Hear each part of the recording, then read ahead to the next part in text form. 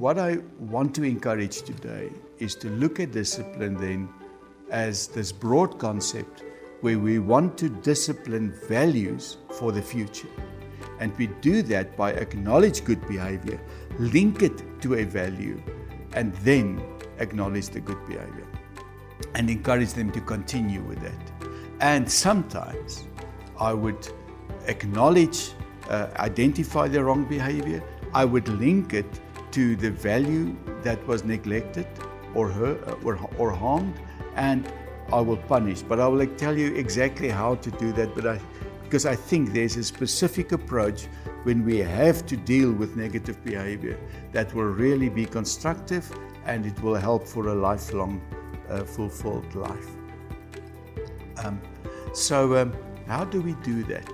I think from an early age, I need to focus on values. It starts with my 3 and 4-year-old, where I don't allow a preschooler to watch a TV program without my presence. Because I, as an educator, has a specific role there. I need them to learn to evaluate and assess any action they see on the TV and link it to a value system or a value. So I'm sitting with my child and I comment the whole time. How can that girl do that? She has turned her back on her friend, and friends do not do that. Friends need to be loyal. Friends are there through thick and thin. Or how can that friend keep that secret to herself because she's hurting her friend? Her friend needs help, and if you cannot help a friend by doing it on your own, you have to call in the right person to come and help. So I comment the whole time. I help my child to assess and know what value to serve. I know in many organizations that I enter, I will find the list of values. It's usually 5 or 6, very poetically done with it rhyme, or it has the same letters that it starts with. It's great. But I'm always wondering, if you've chosen 4 or 5 values, what about the others? How can this only be or is it only an exercise that you've put on the board? How do you apply that and implement it in your everyday life in school? How does that guide you in the decisions you take, for instance? And usually it will be excellence, will be one. And I sometimes wonder, what does excellence mean for the teacher, the one that has designed that? Other great one, the other day I was at a school where they said, in this school, hard work is a value. And because if you work hard, you will always succeed. And I was sitting there thinking, I think of many, many people that work from early in the morning until late at night. And they're working hard, but there's no success. That's not a good value. Perseverance is a good value. To keep your joy, your inner joy or your inner peace in difficult circumstances, that is a value. So when children becomes despondent and, oh, why do we have to do this now? We don't have time, and you expect all this of us, then they show a value of they're not content.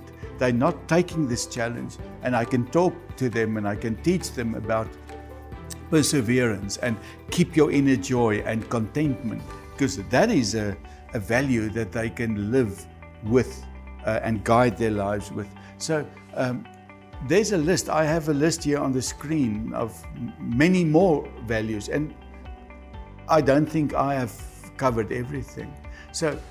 But it helps me as an educator to have this list, and when I see behavior, to link it to this list of values and to say, what do I see here that I can link?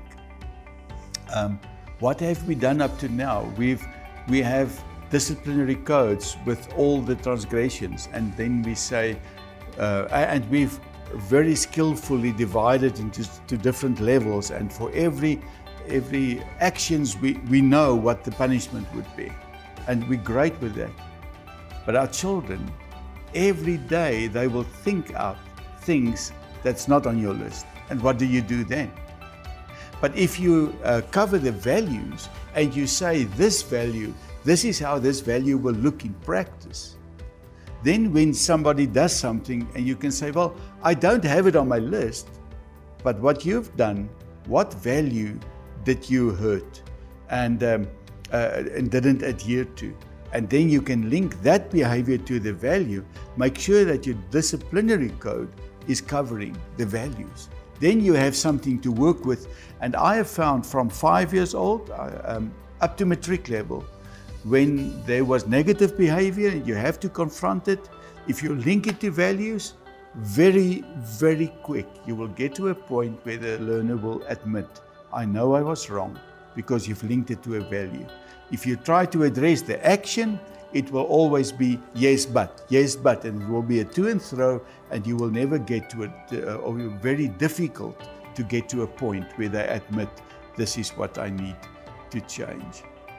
So what I try to encourage today is to say, let us as educators not only see discipline as focusing on negative behavior and try to modify that, but let us use the opportunities we have for 80% of the time to encourage the things that they're doing right already and help them to see the link towards values, and let us help them to develop the skill to assess behavior through the grid or the glasses of values. Then we will really get to a point where they will be able to implement those values for the rest of their lives into eternity.